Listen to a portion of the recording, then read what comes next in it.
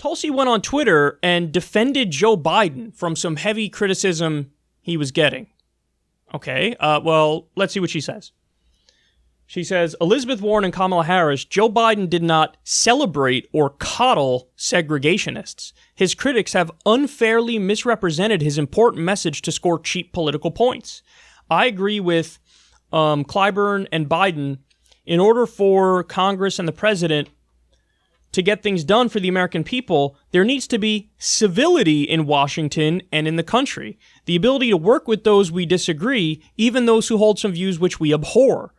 In order for Congress to work for the American people, we need to find common ground with each other. That is not possible without civility. We don't need another president who is going to continue to divide our country.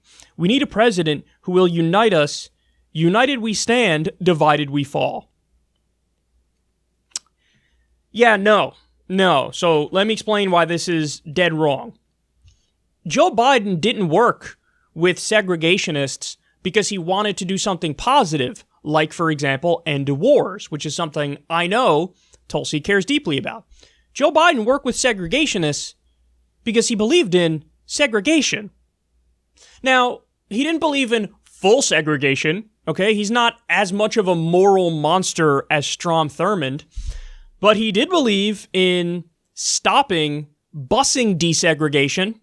Now, that's not my opinion. That's a fact.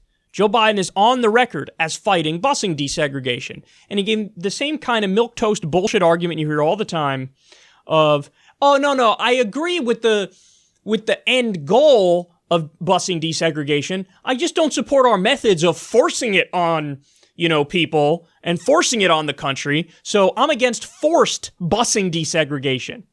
Of course, that denies the reality that the real thing that's forced is the segregation.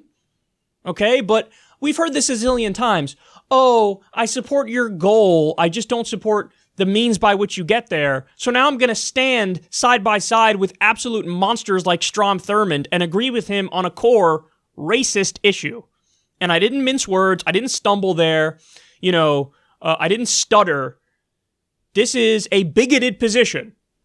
I am for busing segregation, against busing desegregation. Well, in theory, I kind of maybe agree with you, but I actually don't in practice and in reality, so I'm going to try to have my cake and eat it too by saying, oh, this is my position, but also you can't criticize me on it because something civility. Utter nonsense, utter bullshit. So if Joe Biden had said, listen, I work with Strom Thurmond, who's a segregationist, but you know what? I did it because I wanted to stop a war. I wouldn't be criticizing him. I'd be giving him credit. People have heard me do it 1,000 times. I'm happy when, Bernie Sanders works with Ron Paul to end war, or Bernie Sanders works with Ron Paul or Rand Paul in today's day and age because they want to do criminal justice reform. Bernie Sanders just worked with Mike Lee to try to end the U.S. support of the genocide in Yemen. Civility and bipartisanship isn't good by definition. It depends on the case we're talking about. The details matter. So when the Democrats and the Republicans come together and work in a bipartisan way to deregulate Wall Street, as they just did not even a year ago, well, then I don't support your bipartisanship in that instance because it sucks. Because the goal sucks. But when they work together to try to stop the U.S. supporting the genocide in Yemen, I supported that because the details of that were positive. So it depends, Tulsi. I don't like the bipartisanship fetishism and the civility fetishism. And I get it. She's trying to create her own brand as her own politician. She doesn't just want to be viewed as like, a Bernie Sanders clone or whatever the fuck it is. That's all fine and dandy. But what you're saying here is not accurate, which is why I have a problem with it. Bipartisanship is not good by definition. Civility is not good by definition. Take Barack Obama, for example. All he did was try to be civil with the right, and they spit in his eye and they slapped him in the face repeatedly. And to the extent that they ever worked with him, it was always for negative stuff. So, again, bipartisanship and civility, the details matter. Full stop. It's all about the details. And you're wrong when you say, as you did, Joe Biden did not celebrate or coddle segregationists. His critics have unfairly misrepresented his important message to score cheap political points. No, he did coddle segregationists. He did celebrate segregationists. He gave a eulogy at, I think it was Strom Thurmond's death, where he said what a great and important figure he was and his politics are wonderful. I mean, he quite literally did exactly what you're saying he didn't do, and he actually did support, fight against busing desegregation. So when you work with segregationists on segregation, yeah, people are going to criticize you, and you don't get to nip it in the bud and act like, how dare you all be so, like, politically correct. No, we're not politically correct. We are correct. And you are incorrect. You are wrong. So I like Tulsi, but this is a giant swing and a miss. Because I think what she's trying to do is act like, hey, if I'm president, I'm going to work with anybody and everybody. Okay? I'm going to be civil. We're going to do bipartisanship. And we're going to try to get things done. But when you believe in that, when that's the end goal, well, then the details are irrelevant, right? So as long as I'm working with the right, hey, wonderful. What's the end goal of working with the right? And if the end goal is something negative, then no, it's not something to be celebrated. It's not something to be supported. And ironically, I don't think that they were playing politics in this instance. Even the guys like Cory Booker who called out Joe Biden. I mean, you want to talk about a softball down the center of the plate. When Biden brags about working with segregationists, and everybody knows that some of the things he worked on segregationists with included segregation and included the crime bill, you threw a softball down the center of the plate, and I don't even think there was much of a political calculation, even from the likes of Booker, definitely not from the likes of Bernie Sanders, but they were just like, yeah, you're wrong. You're wrong. That's not something to be celebrated. So I think the real political calculation all along was Biden. Biden thought, me, bro, I'm going to be above the fray. You understand? I'm going to be above the fray, and I'm going to act like I'm all about compromise and bipartisanship and civility and getting stuff done. And that's the lane I'm paving for myself here. So I'm going to be the one playing politics and act like it's such a politically savvy thing to work with segregationists and give them exactly what they want. So he's the one playing politics. It wasn't the people saying, hey, working with segregationists is, as a general rule, usually not a good thing. It wasn't those people playing politics. That's just a basic, standard, cut and dry, cookie cutter response. You don't have to go into the fucking, you don't even have to tap into your brain power to respond in that way. It's just like a reflexive, oh, that's not a good idea. Like, that's all that is.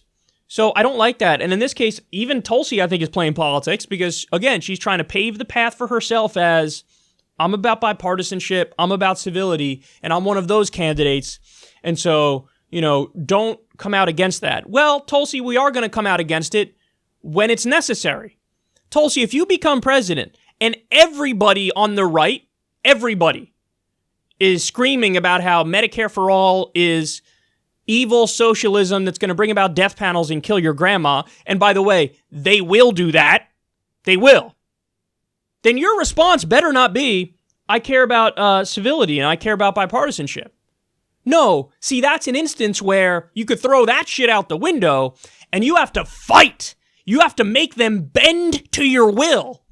You have to force them to do the right thing. So you're going to have to hold your caucus and make them fall in line, and a lot of people in the Democratic caucus are not for Medicare for all. How the fuck are you going to convince them to do that? Civility? Civility ain't going to get that done, Tulsi. You got to fucking go to their home states and do rallies and call them out and say, you're wrong. I know you're wrong. 40,000 people die every year in America as a result of our broken healthcare system, and they're defending the status quo. That is not civility. That is not bipartisanship. You're going to have to hold your caucus and try to chip away at some Republicans. How are you going to do that? By holding hands and singing Kumbaya and acting like, oh, if we're just more reasonable with them, it'll work out. That doesn't work. So this shows a fundamental misperception of politics. And it's a shame because I like Tulsi. But you have to understand that breaking out the whooping stick is oftentimes just as important as civility and bipartisanship. I'm all for civility and bipartisanship if we're agreeing on stuff that makes sense. When we're not agreeing on, when you want me to agree on stuff that doesn't make sense, no, I'm going to break you. I'm going to break you and I'm going to win. And you're going to cry uncle, because I'm going to make you cry uncle. So it's a shame. I don't know what she was thinking here. I don't know what she was thinking. And I think she's obviously smart enough to know this was a giant misstep. You almost hoped that one of her staffers wrote it and thought, oh, this is like, in Tulsi's this is like something Tulsi would say. But no, I think she did write it, and I think it was a giant misstep, and it doesn't make sense, and it makes me sad.